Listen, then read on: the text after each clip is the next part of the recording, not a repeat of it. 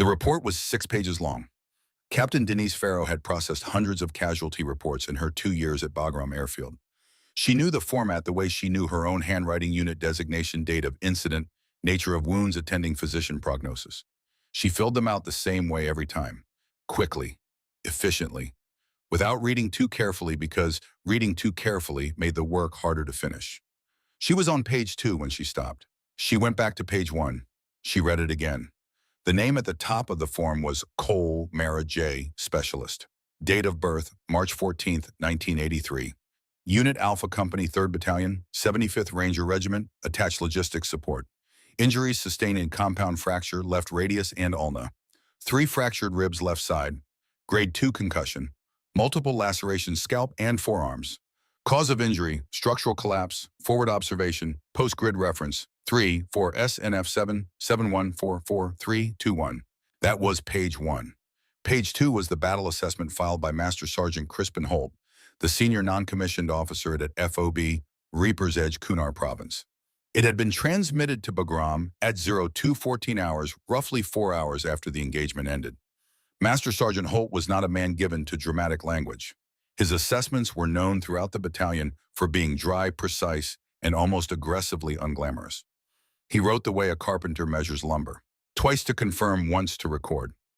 So when Captain Farrow read the line on page 2 that said primary fire suppression and tactical disruption of enemy assault, October 14, 2009 was provided by Specialist Mara J. Cole logistics support using 1 Barrett M82 anti-material rifle, 41 rounds expended over a period of 93 minutes.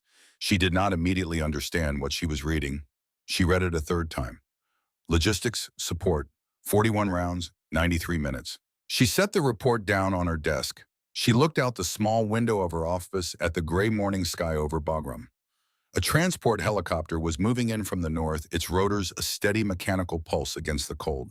She thought about the woman in Ward C, asleep with her left arm in a cast and 3 cracked ribs taped tight and a fresh bandage wrapped around her head. 26 years old, 5 feet 3 inches tall, 118 pounds. She picked up the report again and kept reading. The file said she was a supply clerk. The battle report said she fired 41 rounds in 93 minutes. Both documents were correct. 5 days earlier, on the morning of October 9, 2009, a supply truck had rolled through the main gate of FOB Reaper's Edge, carrying 4 pallets of ammunition, 2 crates of medical supplies, and 1 specialist, Mara Cole. She rode in the passenger seat with her gear bag between her boots and a duffel across her lap, and she did not speak to the driver for the entire 3-hour journey up from the provincial logistics hub. Not because she was rude, because she was watching. The road, the hillsides, the way the shadows moved in the late afternoon sun across the ridgeline that ran parallel to the highway for most of the final stretch. The driver, a young corporal from Ohio who had learned early that silence was sometimes the most efficient form of communication, did not take it personally. When the truck stopped inside the wire and she climbed out, she stood for a moment and looked at the FOB, the same way she had looked at the road, methodically. The way someone looks at a place they are trying to remember before they leave it. FOB Reaper's Edge had been carved into the lower slope of a mountain that had no name on any map the United States military had issued to units operating in Kunar Province. The locals called it something that translated roughly as the shoulder of the old man, though no one under the age of 50 could tell you which old man. The Americans called it the Ridge, which was accurate if unimaginative. It sat at an elevation of just under 7,000 feet and commanded a view of 3 valleys that intersected below it like the fingers of an open hand. In theory, this made it an ideal observation and patrol base. In practice, it meant that whatever came up, any one of those 3 valleys eventually had to pass within sight of it. The FOB was not large, roughly 200 meters across at its widest point, ringed by HESCO barriers filled with mountain rock and topped with concertina wire, with 4 watchtowers at the corner and a 5th on the eastern edge that overlooked the steepest approach. Inside the wire were the usual structures, prefabricated command post, 2 sleeping barracks, a motor pool, a medical station, and the logistics cage where Mara Cole would spend her days cataloging supplies, processing requests, and staying very, very quiet. Alpha Company had been operating out of Reaper's Edge for 7 months. They were good soldiers, experienced, cohesive, hardened by repeated contact with an enemy that knew the terrain better than any map could convey. They had taken losses and absorbed them. They had rotated out the worst of the exhausted and brought in replacements who were young enough to be frightened and experienced enough not to show it. By October of 2009, they were the kind of unit that operated on shared understanding more than explicit communication. A look across a room carried more information than a paragraph of briefing notes, which was why when Mara Cole arrived and said almost nothing to anyone for the first 5 days, nobody in Alpha Company knew what to make of her. Sergeant First Class Briggs Calloway noticed her the first morning. Calloway had been in the Army for 11 years, had deployed 4 times before this one, and had developed over those years a finely calibrated sense of who belonged in a combat environment and who was pretending. He had nothing against logistics personnel. They kept units running. But there was a type, the type that arrived looking slightly lost, that asked too many questions about procedures, that held their weapon at the range like it might bite them. And he had expected Mara Cole to be that type. She was not that type. She moved through the FOB with a quiet efficiency that he found difficult to categorize. She did her work without being told twice. She ate quickly and alone. She exercised before dawn, not the performative exercise of someone trying to fit in, but the focused, systematic work of someone maintaining a standard. At the range during the mandatory familiarization session on her second day, she handled her M4 with the offhand competence of someone for whom rifles were not new. Calloway watched her fire 3-round groups at 50 meters and then at 100. And both times the groups were tighter than he would have expected from a logistics specialist on a standard Army proficiency track. He filed it away and said nothing. What he did not see, what no one in Alpha Company saw because she was careful, was what she did at night. After the rest of the barracks had gone quiet, after the last of the late conversations had faded, and the FOB settled into the silence of a place where people sleep close to danger, Mara Cole would sit on the floor of her bunk space with her large duffel bag open in front of her and work in the dark with her hands. Not from memory exactly, from something deeper than memory, something closer to the way a musician's fingers find the right keys without the musician consciously directing them. She would open the case inside the duffel. She would run her hands across the components in sequence, never the case itself because the case was just the container. Always the components. The barrel, the bolt, the scope housing each piece in its foam cradle, each one checked by feel the way a person checks the contents of a pocket they already know. Then she would close the case, replace the duffel's contents around it, and lie down and stare at the ceiling until she fell asleep. On the third night, Corporal Faye Mercer woke at 2 in the morning with the alert restlessness of someone whose body had been conditioned to treat unexpected sounds as information. She lay still and listened. The FOB was quiet. The watchtower guards were making their rounds. Wind moved against the outer walls of the barracks. From the far end of the room, barely audible, came the faint mechanical sound of something being handled with great care. Mercer did not sit up. She did not look. She filed the sound away in the part of her mind where she kept things that might matter later, not with urgency, not with judgment, simply there available waiting for a context that would explain it. She went back to sleep. October 10th, October 11th. The routine of the FOB continued. Patrols went out. Patrols came back. Intelligence reports indicated elevated enemy activity in the Northern Valley, a pattern of movement that the Battalion S2 described in his weekly summary as consistent with pre-assault positioning, though he hedged the assessment with the usual qualifications about incomplete information and the difficulty of distinguishing tactical repositioning from logistical resupply. Master Sergeant Crispin Holt read the intelligence summary and did not hedge anything in his own assessment. He had been in the Army for 28 years. He had deployed to Panama, to Somalia, to Iraq twice, and to Afghanistan 3 times. He had worked with the 75th Ranger Regiment for the last 14 years, and had long since stopped being surprised by the gap between what intelligence reports said and what the ground actually produced. He was 52 years old and built like a man who had been compressed by decades of weight-bearing and reformed into something denser than ordinary muscle. His hair was gone except for a close-cut gray rim around the sides of his head, and the lines in his face had the quality of marks left by weather rather than age. Soldiers who did not know him sometimes mistook his quietness for distance. Soldiers who did know him understood that his quietness was attention. He noticed Mara Cole on her 4th day, not the efficiency, not the competence at the range those he had noted without particular interest. What he noticed was her duffel bag. He had been in the motor pool checking maintenance logs when she crossed from the logistics cage to the supply tent, carrying the duffel over one shoulder with the forward tilt of someone managing something heavier than it looked, compensating without thinking. He watched her adjust the load as she walked in unconscious correction, the movement of someone accommodating a familiar weight rather than an awkward one. He knew that adjustment. He had seen it before. 14 years ago, carried by a different soldier. He did not follow her. He did not ask questions. He finished reviewing the maintenance logs, went back to the command post, and pulled up the personnel file for Specialist Marajay. Cole assigned from the 101st Sustainment Brigade, previous duty stations, Fort Campbell Joint Base, Lewis McChord, one previous deployment to Iraq in a logistics support capacity, no disciplinary record, no awards beyond the standard service ribbons, and an Army Achievement Medal for supply chain efficiency. He read the file twice. He sat back in his chair. He thought about a morning in March of 2006 in the Korengal Valley, when a man he had known for 11 years had walked out the gate of FOB Michigan for the last time. He closed the file. He did not sleep well that night. October 14th began with cold.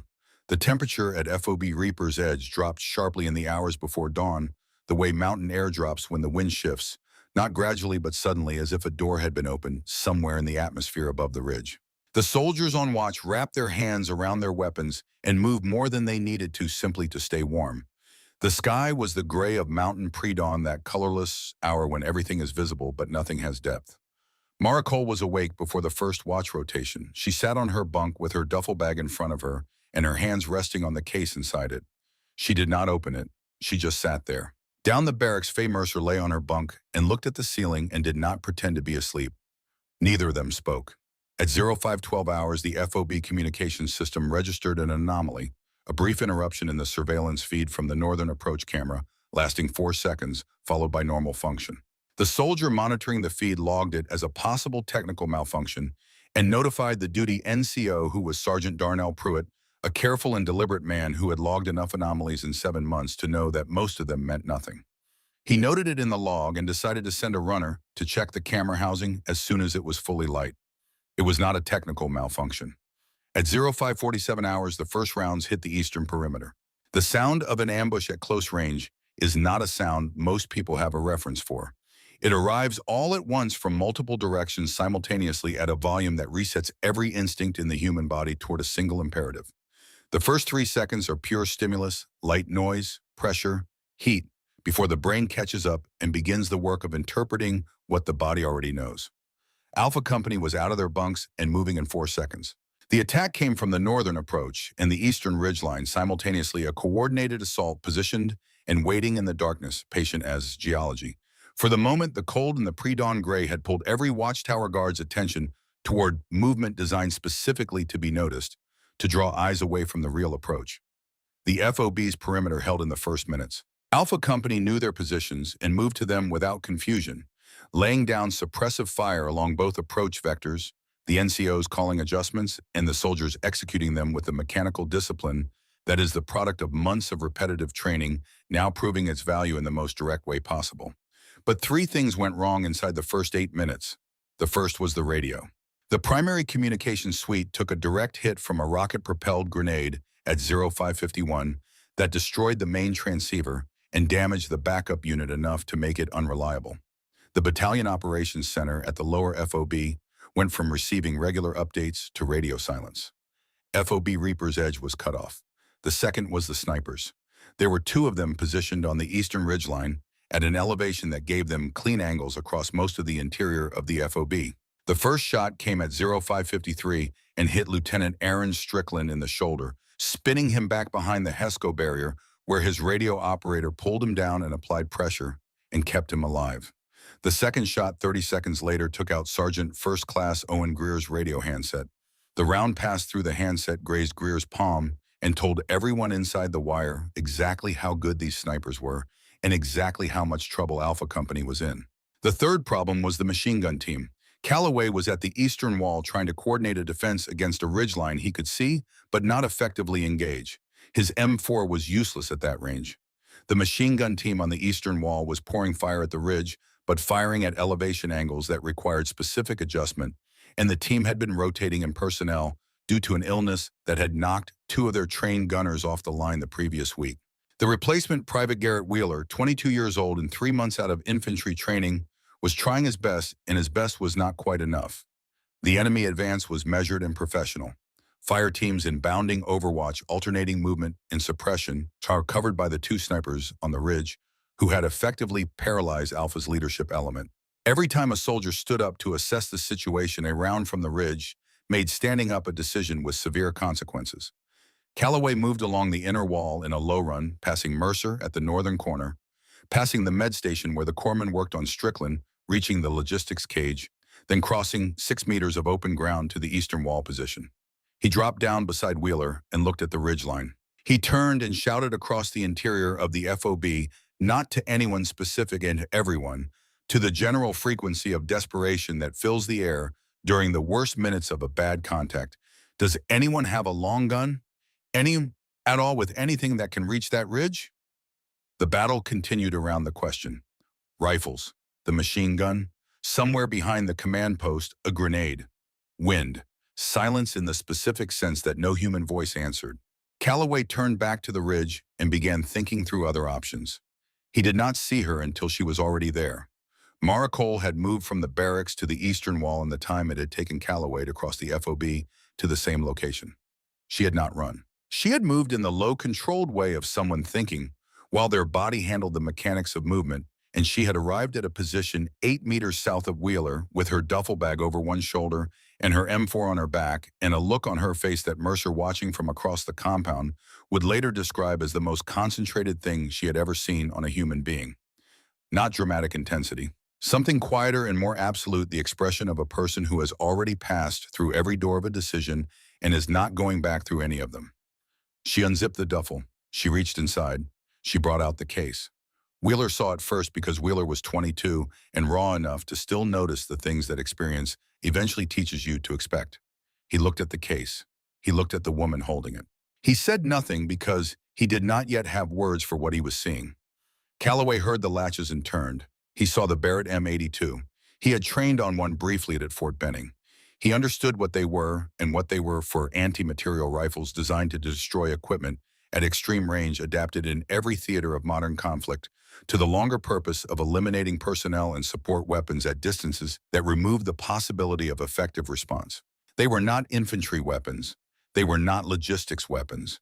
They did not belong in a supply cage on a FOB that had never in 7 months of operation had personnel with a designated marksman qualification. He said, "Put that down before you hurt yourself, specialist." She did not look at him. She set the case on the ground and opened it and began assembling the rifle with her hands moving in a sequence so practiced it had lost all visible relationship to conscious thought. Each component found its place with the smooth certainty of something returning to where it had always been. The barrel, the bolt assembly, the scope of Schmidt and Bender with elevation and windage turrets calibrated by hand, the adjustment marks in small, careful notations that matched no standard factory setting because they had been set to one person's specific requirements and never changed. Calloway was still looking at her when Holt appeared from the direction of the command post, moving low and fast with a field dressing pressed against the cut on his left shoulder where a fragment had opened a shallow 3-inch wound. He was not concerned about the wound. He had had worse. He was looking for Calloway to get the situation report when he saw what Calloway was looking at. He stopped. The rifle was fully assembled. Mara Cole settled it across the top of the HESCO barrier with the bipod extended and her body arranged behind it with a compactness and precision that left no wasted angle anywhere in her position. She pressed her eye to the scope. Her breathing changed. Holt walked toward her, not quickly, with the deliberateness of a man who has just recognized something and needs a moment to confirm the recognition is correct. He reached her position and looked down at the rifle, at the stock, at the place on the left side where the polymer had been worn smooth by years of the same hand in the same position, a groove shaped not by the factory, but by repetition. And then he saw the inscription. It had been made with an engraving tool, the letters small and precise cut into the polymer, with the careful permanence of something that was meant to stay JC/Ghost actual. The sound of the battle continued around him without acknowledgement. The machine gun. The snap of incoming rounds against the barrier. Wheeler making adjustments beside him. All of it continued without pause, without any recognition of the fact that Crispin Holt had just stopped breathing for a moment. He had known those initials for 20 years. He had stood at a gravesite in Arlington in April of 2006 and watched those initials lowered into the ground. He looked at the woman behind the rifle, at the set of her shoulders, at the geometry of her position, at the specific way she had adjusted the bipod legs right side slightly higher than the left to compensate for the ground angle, a technique he had seen demonstrated exactly once by one person at Fort Benning in the fall of 1998. Mara Cole exhaled halfway. Held. In the 2-second window between heartbeats, she fired. 830 meters away on the eastern ridgeline, the first enemy sniper dropped. The second shot came 11 seconds later. The second sniper dropped. The machine gun nest repositioning on the rocky outcropping 200 meters north, 3 men a PK. What they believed was sufficient cover ceased to function as a tactical asset 7 seconds after that. The eastern wall went quiet in a way that was different from the ordinary pauses in combat. The soldiers along it did not lower their weapons. They did not speak. They looked at the ridgeline and then at each other and then at the woman behind the Barrett M82, who was already cycling the bolt for the 4th round and sweeping her scope left to identify the next priority target. Wheeler said something very quietly that was not quite a word. Calloway stood with his hand raised in the gesture he had been making when she fired the first shot. He lowered it slowly. He looked at Holt. Holt was not looking at the ridgeline. He was looking at Mara Cole with an expression that Calloway had never seen on the Master Sergeant's face in the 7 years he had served under him. It was not surprise. It was not confusion.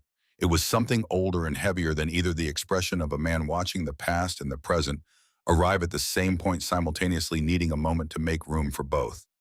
There was a lull, not silence, but a reduction in incoming fire as the enemy assault reconsidered its geometry. Calloway used it. He stepped close to Holt and said quietly, "Who is she?" Holt did not answer immediately.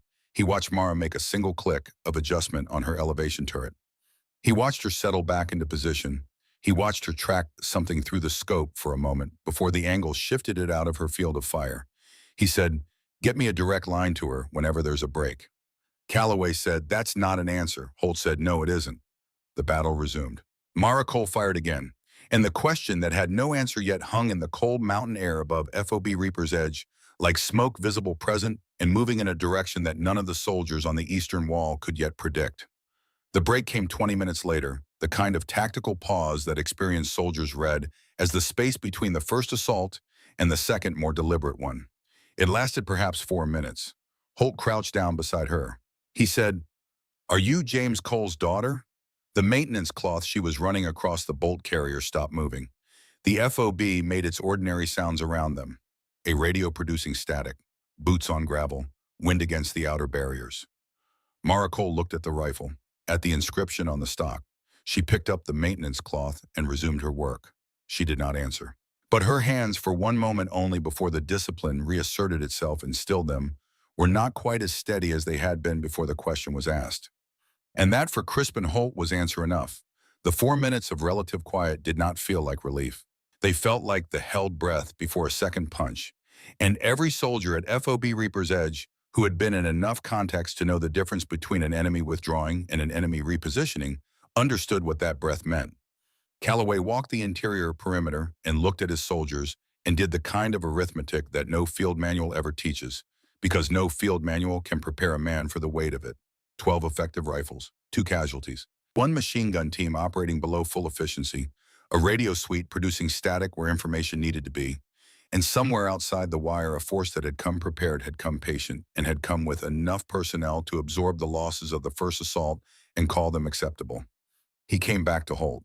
Holt was standing near the eastern wall, not looking at the ridgeline. He was looking at Mara Cole, who had moved slightly south along the wall to a position with a better angle on the approach path from the northern valley. She had wedged the Barrett's bipod into a gap between 2 HESCO barriers and was making small adjustments to her scope with the focused economy of someone who had already stopped thinking about the adjustments and started thinking about what came after them. Mercer was 15 meters away behind the sandbag position at the eastern corner, watching the same thing Holt was watching. Calloway stopped beside Holt and kept his voice below the general noise of the FOB. He said, "Talk to me." Holt was quiet for a moment, not reluctance, the quiet of a man choosing his words with the same precision he would use to choose his footing on unstable ground. He said, "James Cole, Ghost Actual, best sniper this regiment produced in 2 decades of combat in this country." He watched the ridgeline. KIME, Korengal Valley, March 2006. He trained her from the time she was 8 years old. A pause while she transferred to logistics 2 months after they buried him. Calloway said, "Why logistics?" Holt said, "Because she promised him she wouldn't fight." The words landed in the space between them with a weight that neither man moved to address immediately. In the distance, on the northern approach, there was movement. Not the advance yet, the preparation for it. The sound of equipment being repositioned, voices giving orders in a language that carried across the cold mountain air without translating into anything specific. Calloway looked at the woman behind the Barrett M82. He thought about what it cost to carry a rifle that had belonged to your father for 3 years without firing it. He thought about arriving at a forward operating base in a country where your father had died, settling into a bunk space in the logistics cage, going to sleep every night with that rifle in a case in a duffel bag you never opened in front of anyone. He thought about what it cost to open it. He said nothing. Mercer had moved closer during Holt's account, close enough to hear far enough to maintain the pretense that she had not been listening. She was good at that, absorbing what people transmitted without meaning to being present without being visible. She looked at Mara Cole and thought about the nights in the barracks, the sounds in the dark, the careful ritual of hands moving across components in the sequence that had become something below the level of habit, closer to devotion. She understood now what those sounds had been. Not maintenance, or not only maintenance. Something that looked like maintenance from the outside and was from the inside, the way some people keep faith with the dead. The second assault began at 07:14 hours. It was different from the first, more structured, less focused on immediate penetration, and more focused on attrition, wearing down the perimeter's defenders through sustained pressure from multiple angles, while the primary assault force repositioned for the approach that would end the engagement. 3 machine gun positions established on the high ground to the north and northwest. A coordinated mortar crew working from behind the ridgeline, with rounds walking systematically toward the FOB's center, 50 meters closer with each adjustment, and above all of it appearing from the northeast at an altitude that put it beyond the effective range of every weapon on the FOB, except one, a small unmanned aerial vehicle moving in a steady grid pattern. A drone, reconnaissance first. Then targeting.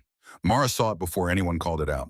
She tracked it through the scope for 11 seconds, calculating closure rate, altitude, crosswind, at that elevation against the wind at her position, bullet drop at a range she estimated at 600 meters and climbing.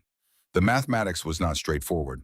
A moving target at altitude against a sky that provided no reference points for distance required calculations that most trained snipers would approach with a data card and a wind meter and 2 minutes of preparation. She had none of those things. She had what her father had given her, 11 years of standing in fields and parking lots and the long flat pasture behind their house in rural Tennessee, learning to see the wind in everything that moved. In grass, in dust, in the drift of smoke, from a burn pile in the way, a piece of paper behaved when dropped from shoulder height. He had not taught her to calculate wind. He had taught her to feel it the way a sailor feels a current, as something the body learns to read before the mind catches up. She fired. The drone dropped. Wheeler, watching from 6 meters away, said nothing for 3 full seconds. Then he said something very quietly that was not directed at anyone, which was the closest he could come to expressing what he had just seen. The machine gun position to the northwest went next. 2 shots. The first took the gunner. The second took the assistant gunner, who had moved to take over the weapon before the echo of the first shot had fully resolved. The third member of the crew looked at his weapon and at his 2 colleagues and made a decision that kept him alive. He was running before the second echo faded. Mara cycled the bolt. She tracked the mortar crew on the reverse slope of the northern ridgeline, partially concealed by the terrain, but visible in the narrow window between 2 outcroppings when any of them moved to load or adjust. At 800 meters, a narrow window was enough. 2 shots. 3. The mortar crew ceased to function as a unit. Then the eastern approach exploded. It was not a large force. 6 men moving fast along the gully that ran parallel to the FOB's eastern wall, using the dead ground created by the wall's own shadow. They were 50 meters out before the watchtower guard on the eastern corner saw them and called the contact. 30 meters out by the time Calloway was moving to respond. Garrett Wheeler was closest. Wheeler was 22 years old and had been managing fear for the last hour and a half with compressed, white-knuckled focus. He was not a bad soldier. He was an inexperienced soldier in a situation that was consuming experience faster than he could generate it. And when the 6 men came up the gully and he turned to engage, his footing on the loose gravel of the wall's inner base gave way. He went down sideways, weapon up but angle wrong, exposed. Mara had already turned. At 30 meters, the Barrett M82 was not the right weapon. It was designed for distances measured in hundreds of meters, not tens. Firing it at close range was a technical misuse of the platform and a tactical improvisation that had no precedent in any doctrine she had been trained on. She fired it anyway. Not at the man nearest to Wheeler, at the man behind him, the one with his rifle already raised, already finding his angle on Wheeler's exposed position, already committed to the shot. She put the round through the wall of the gully 2 feet to the man's left, close enough that the impact and the overpressure from a 50 caliber round at that range did what it needed to do without requiring a direct hit. The man went down. The man behind him stopped. 3 seconds of disruption. Enough for Wheeler to find his footing, for Calloway to reach the wall, for the engagement to resolve itself into the kind of controlled chaos that Alpha Company was equipped to manage. It lasted 4 minutes. The eastern approach was cleared. Afterward, Calloway found Wheeler sitting against the inner face of the Hesco barrier, with his weapon across his knees and his hands not quite steady. Calloway looked at him, looked at the eastern wall, looked across the compound to where Mara Cole was already back at her primary position, reloading, settling into the scope. He moved away from the wall and walked to the southern corner, where Mercer had repositioned after the eastern contact. He stood beside her without speaking, watching the same thing she was watching. Then he said, his voice level and without emphasis, "I've seen Rangers with 3 deployments panic under half this fire." Mercer waited.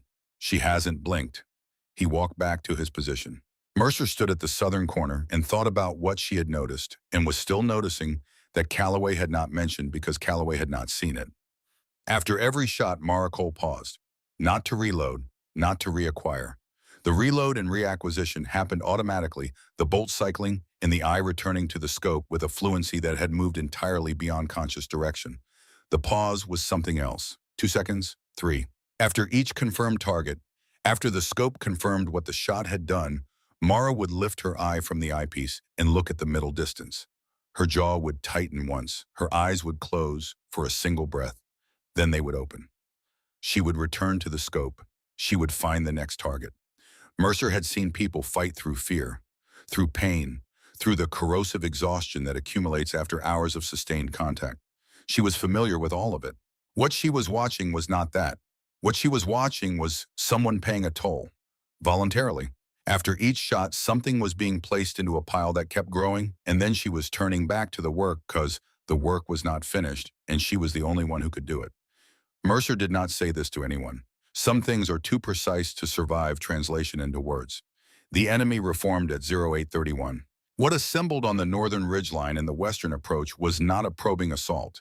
It was an annihilation deployment, and every soldier in Alpha Company who had been in enough contacts to read the grammar of an approaching engagement read this one correctly.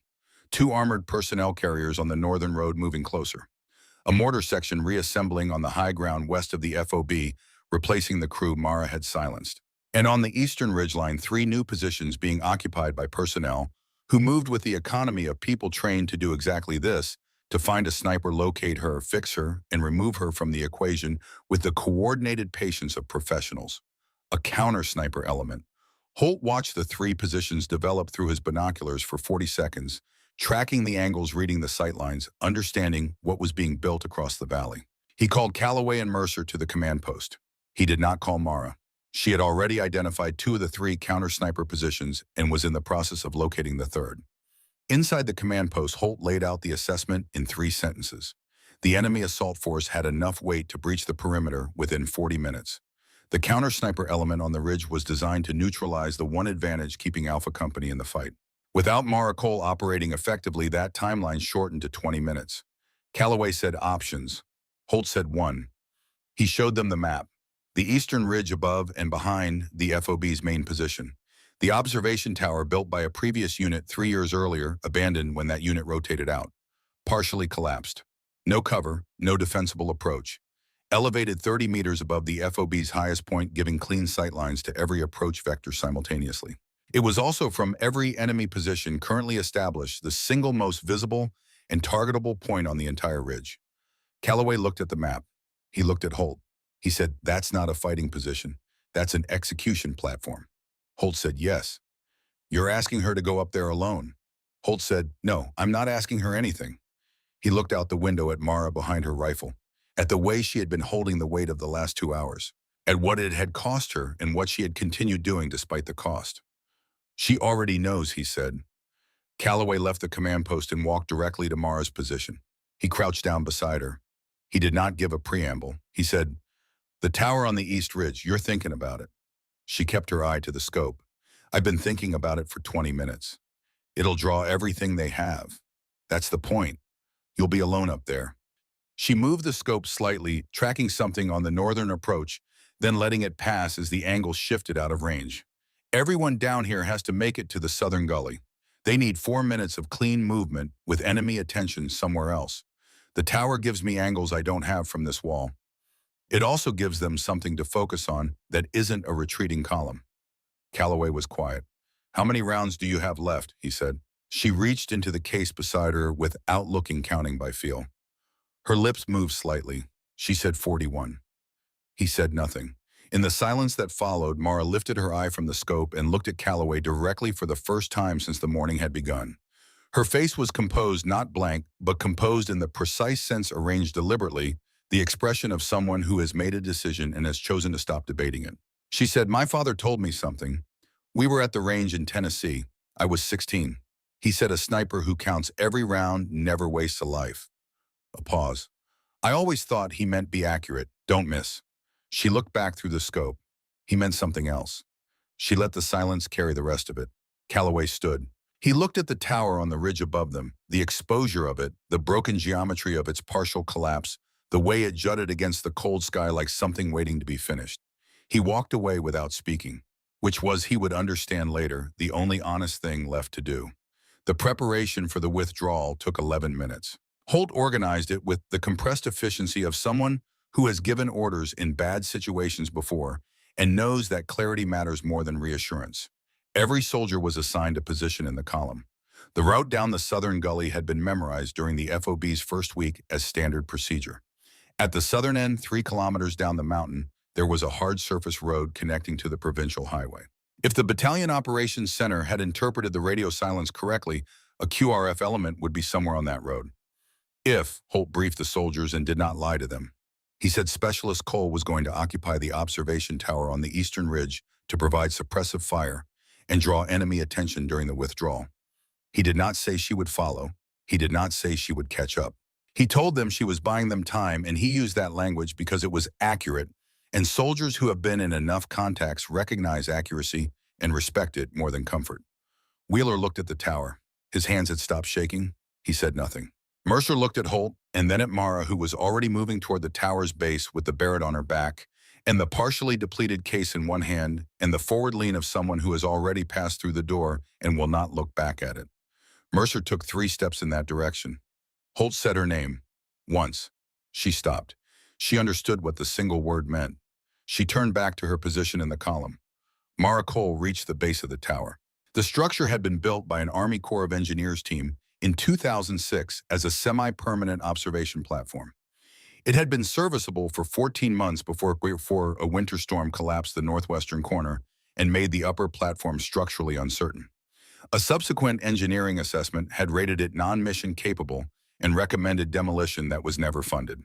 It had been sitting in partial collapse for 18 months, a frame of steel girders and poured concrete with a broken northeastern wall and a floor on the upper level missing a quarter of its surface area. It was 40 meters tall. She climbed. The exterior ladder had been partially damaged by the same storm that took the corner, and above the 3rd level it required a combination of remaining rungs in the exposed girder framework.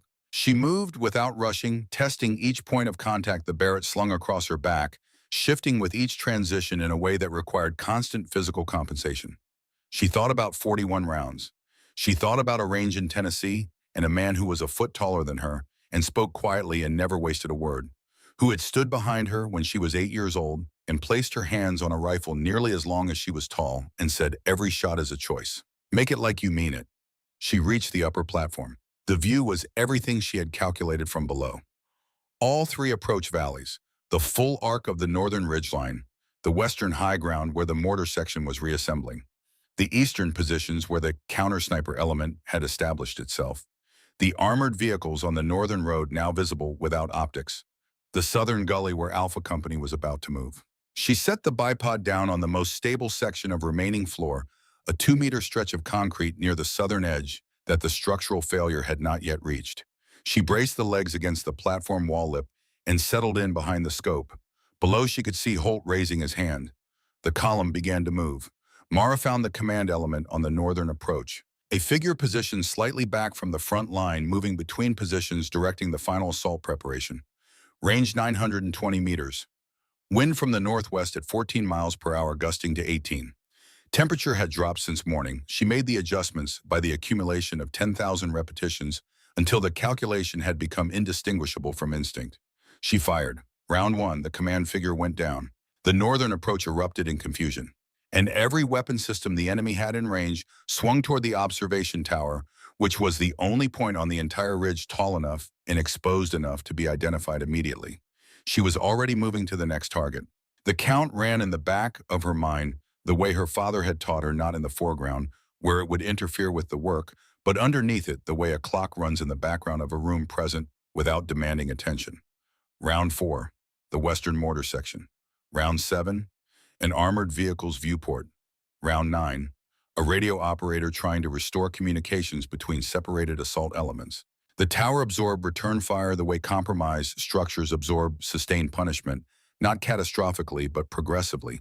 Each impact removing something that did not immediately destroy the whole, but moved the whole steadily toward its limit. The northeastern section of the upper platform began to give way. A 2-meter section of floor dropped, taking one wall with it. She shifted to the south. Round 14. The lead vehicle on the northern road. Round 17. The second vehicle's driver compartment. Below her, 300 meters down the southern slope, she could see the last elements of Alpha Company entering the gully. Moving fast. Moving clean. Enemy fire was concentrated entirely on the tower. Round 22, a position covering the gully, approached the one that, if left operating, would have intercepted the column within 4 minutes. She noted the number and returned to the scope without pausing. The counter-sniper element on the eastern ridge had been working. 2 of the 3 positions had been probing for her angle since the first shot, and she had given them 2 false positions by firing from different points along the platform's remaining surface. But the platform was running out of surface. The eastern girder framework had taken direct fire, and one of the primary vertical supports was visibly compromised. The steel stressed past its rated capacity by accumulated impacts that had not individually been enough, but collectively had become so. She could feel it in the vibration of the floor under her. Round 29. The third counter-sniper position, the one that had been managing its angle with professional patience for 20 minutes. Round 31. A personnel cluster forming at the northern approach base for the final infantry push. Round 33. The platform shifted. Not catastrophic.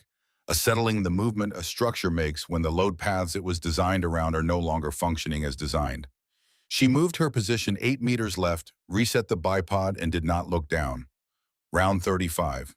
The column was deep in the gully now. She could no longer see it. That was correct. Invisible meant alive. Round 38. A personnel carrier that had moved close enough to the southern approach to threaten the gully exit. Round 39.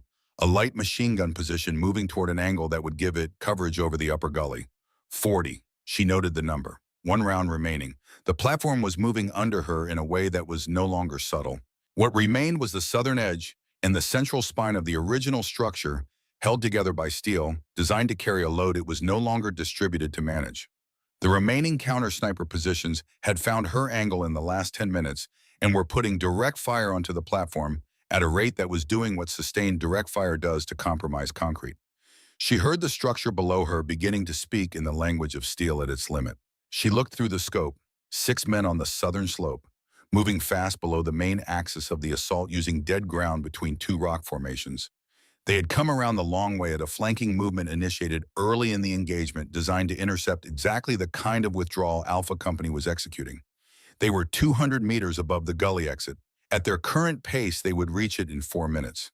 The column would be at the exit in 5. Range from her position, 1,100 meters.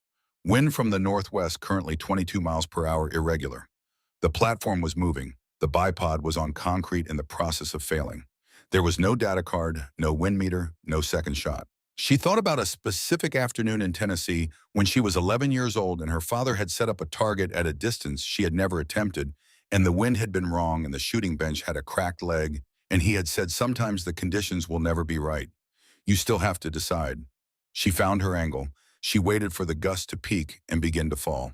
In the half-second of relative stability, at the top of the gust cycle before the wind dropped and changed direction, she fired the 41st round. The tower went with it. The central spine gave way at the second level, sending the upper platform down, and left in the same motion a progressive collapse, moving through the structure faster than the mind could process, slower than the body could escape. She was already falling before she understood she was falling. The rifle still in her right hand, the platform gone, the cold mountain air present around her with the absolute clarity of something that cannot be negotiated with.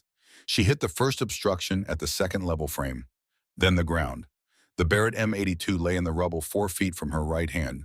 She did not know in the moment the darkness came whether the 41st round had found what she had aimed it at. She did not know whether the column was safe. The mountain was quiet. The gully was 3 kilometers of loose shale and cold shadow, and Alpha Company moved through it the way soldiers move, when they understand that speed is the only currency that matters. Calloway ran the rear of the column. He had assigned Mercer to the middle position, Wheeler to the front with the 2 soldiers who knew the route best, and he had given each of them one instruction: move until you reach the road and do not stop for anything that does not stop the mission. They understood what that meant before he said it, the way soldiers in sustained contact understand most things not through explanation, but through the accumulated pressure of the hours preceding the moment. He did not look back at the tower. He tried not to. The sound of the Barrett firing had continued for 40 minutes after the column entered the gully. He had been counting without meaning to, the way the mind keeps tallies. It was not asked to keep, and somewhere in the late 30s, he had lost the count because the gully had curved east and the ridge had risen between them, and the sound and the shots had become irregular, separated by longer intervals, the weapon and the woman behind it working through the mathematics of a situation he could not see and could not affect. He ran. At the 2 kilometer mark, the column reached the first sign that the battalion operations center had correctly interpreted the radio silence. A ranger element from Bravo Company 6 soldiers, 2 vehicles, a communications setup producing actual signal, had come up the road from the south and had been waiting at the gully exit for 11 minutes when Wheeler emerged from the mouth of the gully at a pace that communicated everything the 6 soldiers needed to know before a single word was spoken. The column came out in the next 4 minutes. 26 soldiers. Calloway counted as each of them passed him, 26. He waited at the gully mouth for 90 seconds. He looked back up the dark channel of rock and shadow. He counted again. Private Doyle Nash had been hit in the upper thigh by a round that entered and exited cleanly during the eastern wall contact 3 hours earlier. The corpsman had packed and wrapped the wound in the first 15 minutes, and Nash had moved with the column under his own power for the first kilometer of the gully. It was at the kilometer mark in the deep shadow of the gully's middle section that the blood loss had accumulated past the threshold the body could compensate for. He had not called out. He had not asked to stop. He had kept moving until he couldn't, and Mercer had been the one to catch him when his legs went, and the 2 soldiers behind her had helped carry him for the final kilometer, and they had known before they reached the road what the corpsman confirmed when he examined the wound in the improved light outside the gully. The round had nicked the femoral artery on its way through. Nash had kept moving for a kilometer with a nicked femoral artery because he was 22 years old and had been trained by people who understood that the will to keep moving is both the most important and the most dangerous thing a young soldier possesses. He died at the gully mouth in the cold morning air of Kunar Province, with Mercer's hand on his shoulder, and the sound of the valley below them, and the mountain above them, and the sky beginning its slow transition from gray to the pale washed blue of an October morning in Afghanistan. Calloway stood at the gully mouth and looked at Nash for a long moment. Then he looked back up the gully.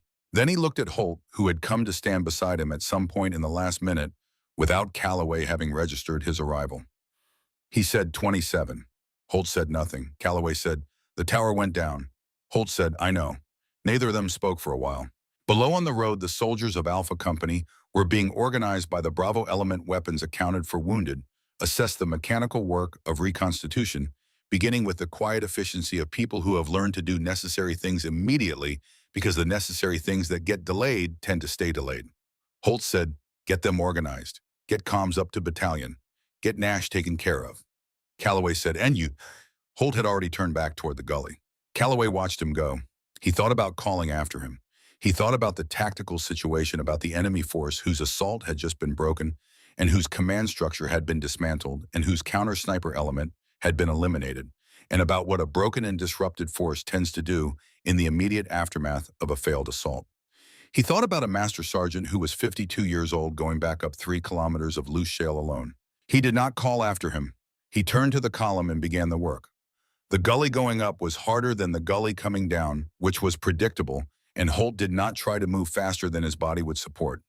He had learned decades ago that the body is a system with a budget, and that soldiers who last in extended operations are the ones who spend that budget deliberately rather than in moments of intensity, that leave nothing for the hours that follow. He moved at a pace he could sustain and breathed deliberately and did not think about what he was going to find at the top. He had known James Cole for 11 years.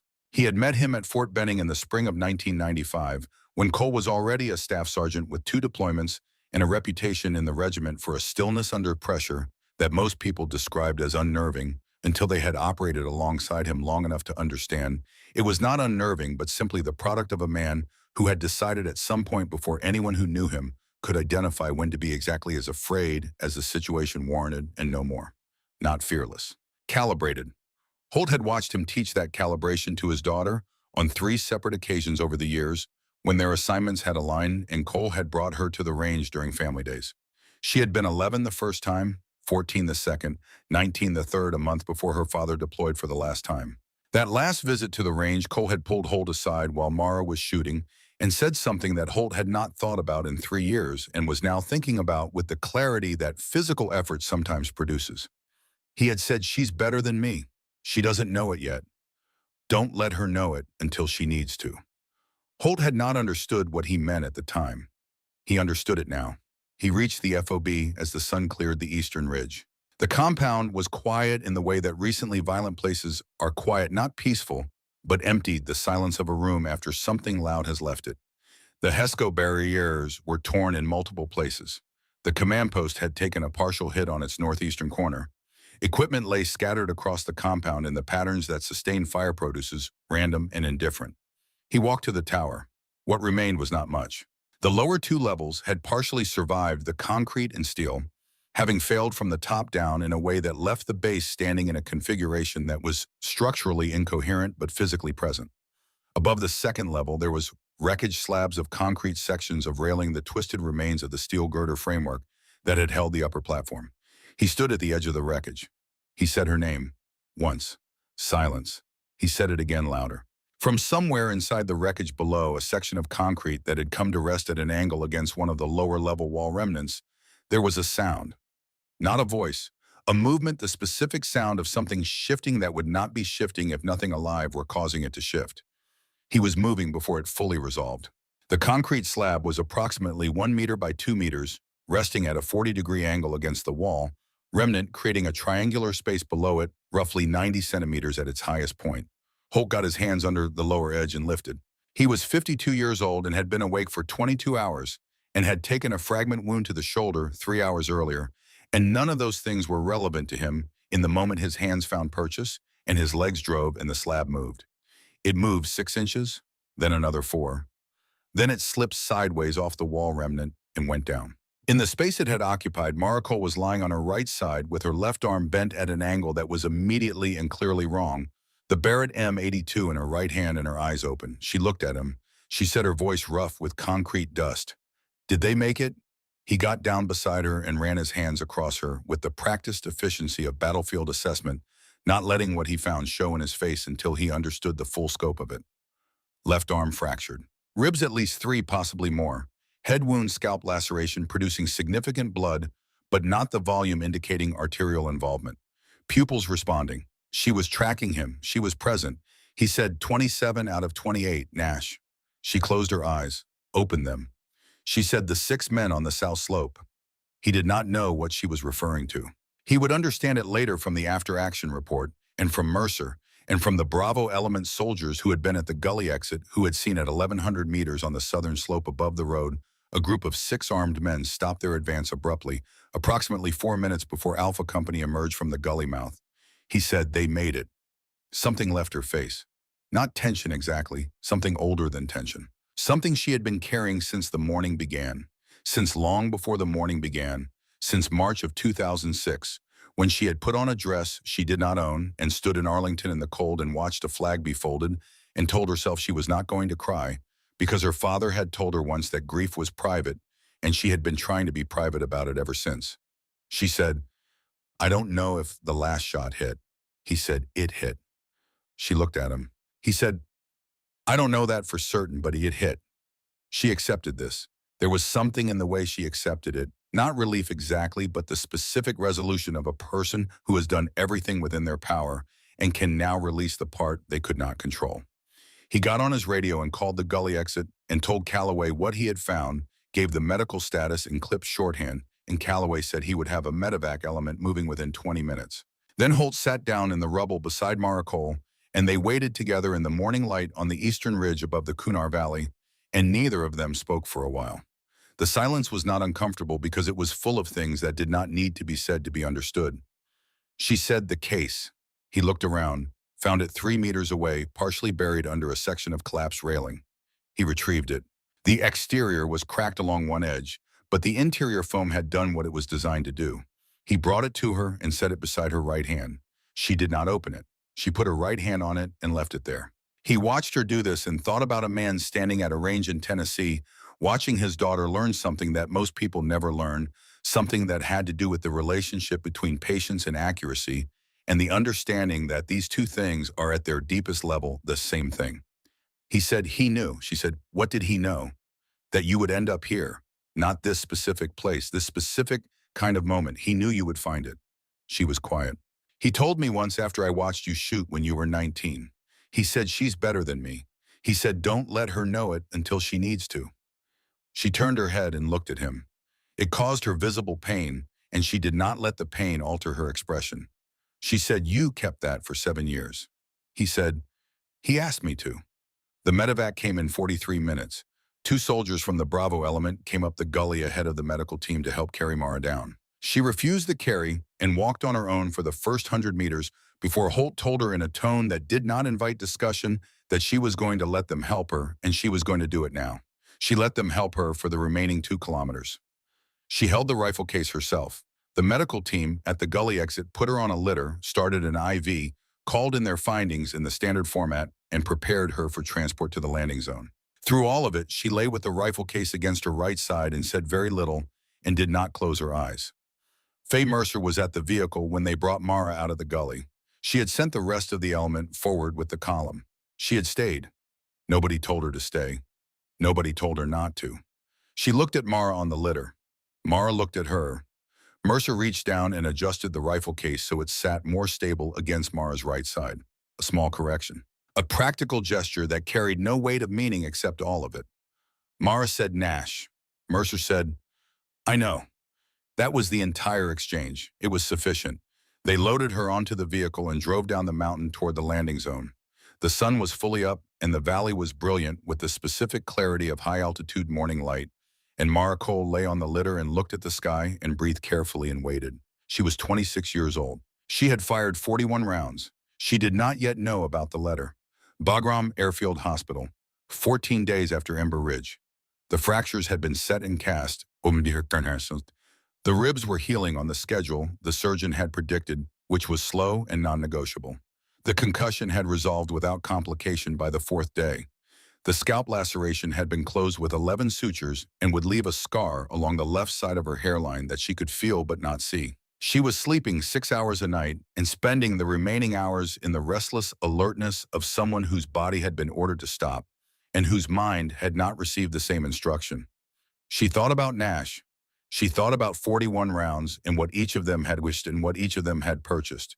The accounting did not balance, and she had always known it was not supposed to. That was not what the count was for. The count was so you did not forget that each one mattered. Her father had understood this before she did. She was only now catching up. She thought about her father more in those 14 days than she had in the 3 years since his death. And this did not feel like grief exactly, or not only grief. It felt like a conversation she had been avoiding that she was finally ready to have, except that one side of the conversation was no longer available, and she was going to have to conduct both sides herself. Mercer came on the 3rd day, sat for an hour, said very little, left a paperback novel on the bedside table that Mara read twice in the following week, not because it was particularly good, but because Mercer had brought it. Calloway came on the 7th day. He walked into the room and looked at her in the cast, in the tape, in the scar, and said nothing for a moment, which was the correct response in which she registered as such. Then he reached into the pocket of his uniform jacket and placed something on the bedside table and nodded once and walked out. The patch was standard issue, Alpha Company 3rd Battalion, 75th Ranger Regiment, the Ranger tab, the scroll. The kind of thing every soldier in the unit had sewn to their sleeve, and which meant placed on the table of a soldier who was not technically a unit member, by any administrative designation, something entirely different from its standard meaning. It meant you were here. We know you were here. It meant this is yours. She left it on the table and looked at it for a long time. Holt came on the 14th day. He was carrying a folder and something else, a small envelope, the kind used for personal correspondence, sealed the paper aged at the edges in the way paper ages when it has been handled and then set aside carefully and kept somewhere dry and undisturbed for a period of years. On the front of the envelope, in handwriting she recognized immediately, because she had been looking at it her entire life, were the words, "Open when you finally understand." Signed, James Cole, March 2006. She looked at the envelope. She looked at Holt. He said, "It was in the case, taped to the inside of the lid. I found it during the post-action inspection of the weapon." She thought about 3 years of opening that case in the dark and running her hands across the components in sequence, always the components, never the case itself, because the case was just the container and the rifle was the thing. She had never once examined the inside of the lid. There was nothing to examine on the inside of a lid, except when there was. She thought about her father placing the letter there, sealing it, knowing it would only be found when the case was opened in full light with enough time to look at what was inside it. Knowing that would only happen when she finally used the rifle. Trusting her to find the moment and be ready for it, and writing his last letter to her as something that would be waiting when she arrived. She thought about what kind of knowledge of your daughter that required. She said, "Would you read it to me?" It was not a question. Her right arm was functional, but her hands were not steady, and she did not want them to be unsteady when she opened something her father had written in March of 2006. Holt sat in the chair beside the bed. He took the envelope and opened it with the care of someone handling something irreplaceable. He removed 2 folded pages of standard military correspondence paper filled on both sides with the handwriting she had known since before she could write herself. He read. He read for several minutes. He read the parts about her mother and the house in Tennessee and the range where they had spent more Saturday mornings than either of them could count. He read the part about the rifle, about why her father was leaving it to her, which was not because he wanted her to use it, but because he wanted her to have something that had been in his hands and would now be in hers, a way of keeping his hands present in the world, even after they weren't. He read the part about the promise. Holt paused before the last paragraph. He looked at her. She said, "Keep going." He read the last paragraph. "The promise I asked you to keep was never about the rifle. I asked you not to fight because I didn't want you to become what I was afraid I was becoming, someone who could do necessary things without feeling the weight of them. I was wrong to ask. The weight doesn't come from the doing. The weight comes from caring whether it was right. You have always cared whether it was right. You cared when you were 8 years old, and you cared when you were 19, and you will care when you are 50. And that is not a burden you inherited from me. That is who you are. So here is what I am actually asking, the real promise, the one I should have asked from the beginning. Remember that every life you touch matters. The ones you protect and the ones you don't. Keep counting. That's what the count is for. You kept the promise. I know you did because you're reading this, which means you finally understand. I'm proud of you." Holt folded the pages. He set them on the bed beside her right hand. The room was quiet in the way that rooms are quiet when the most important thing that was going to happen in them has just happened. Outside, the operational noise of Bagram Airfield continued its constant presence. Engines, voices, rotors, the machinery of a large installation performing its function without pause or accommodation. None of it entered the room. She put her right hand on the folded pages. She did not speak for a while. When she did, her voice was even. Not controlled in the way that suggests effort, even in the way that suggests something has been released. She said, "He knew he wasn't coming back." Holt said, "I think he knew it was possible." She thought about March 2006, about a man writing 2 pages of correspondence paper at a desk somewhere in the preparation for a deployment he understood was more dangerous than the previous ones. Writing to his daughter with the honesty a man reaches for when he understands he may not get another opportunity to be honest. Writing it and sealing it and placing it inside the lid of a rifle case that he then left to her, which meant it would only be found when she opened the case in full light with time enough to see what was there, which meant it would only be found when she finally used it. He had known she would use it, not because he wanted her to, because he knew who she was. She said, "He was better than me." Holt said, "He said you were better than him." She looked at the ceiling. At the water stain in the upper left corner, she had memorized in 14 days of lying in this bed. At the window where the Bagram morning continued, regardless of everything else. She said, I want to go back to work. Holt said, you will. She said, not logistics. He said, no. A pause. She said, I want to teach, not tactics specifically, not marksmanship technique as the primary thing. I want to teach the part nobody teaches, which is what you do with it after. How you carry the count. How you keep it from becoming something that stops you. She paused. My father never taught me that directly, but he taught me everything I needed to understand it. I just needed to get here first. Holt said, I know some people who have been trying to build that program for 2 years without the right person to run it. She looked at him. Fort Benning. New precision marksmanship track. There's a component they've been calling the judgment module, a bureaucratic name for exactly what you just described. How to make the decision, how to carry it. He met her eyes. They need someone who understands both sides of that from the inside. She was quiet for a moment. She said, tell them yes. 6 months is both a long time and no time at all, depending on what you are measuring.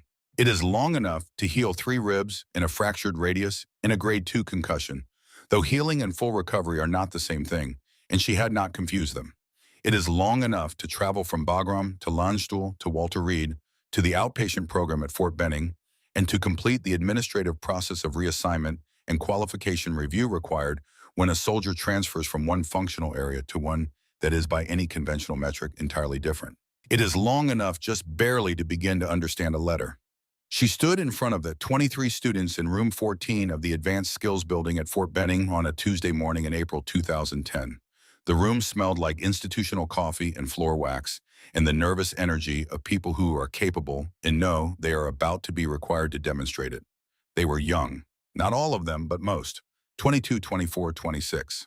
The age she had been when she arrived at FOB Reaper's Edge with a duffel bag and a case and a promise she had been keeping for 3 years. Looking at them was like looking at something she recognized from the inside. She did not begin with her credentials. She did not begin with the syllabus or the course objectives or the list of technical competencies they would be required to demonstrate by the end of 16 weeks. She said, precision marksmanship is not about the rifle. She waited. It is not about the caliber or the optic or the wind call or the trigger weight.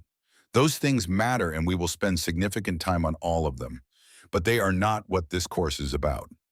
She looked at the room, 23 faces returning her attention with varying degrees of skepticism and curiosity and the openness that people carry before they have decided what to make of something.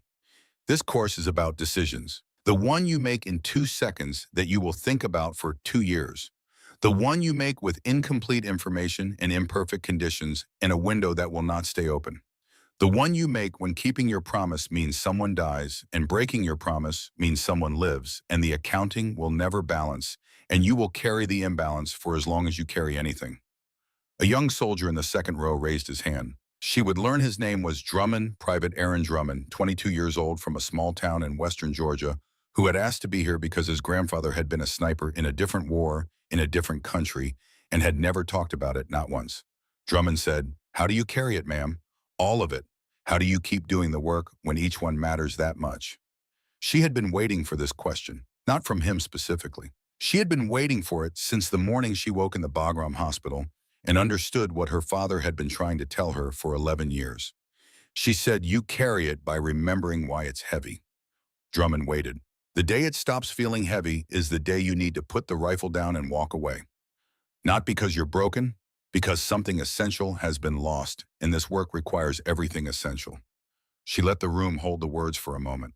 As long as it weighs on you, as long as every shot costs you something, and you feel that whilst you are exactly the person this work needs you to be, the weight is not the enemy of the work. The weight is proof you're qualified to do it. She let that settle.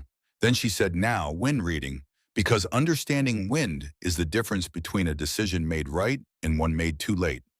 She picked up the Barrett M82 from the rack at the front of the room, the rifle her father had carried for 20 years. The rifle she had carried in a case inside a duffel bag for 3 years and opened only in the dark, only with her hands, only in the sequence that felt like faith.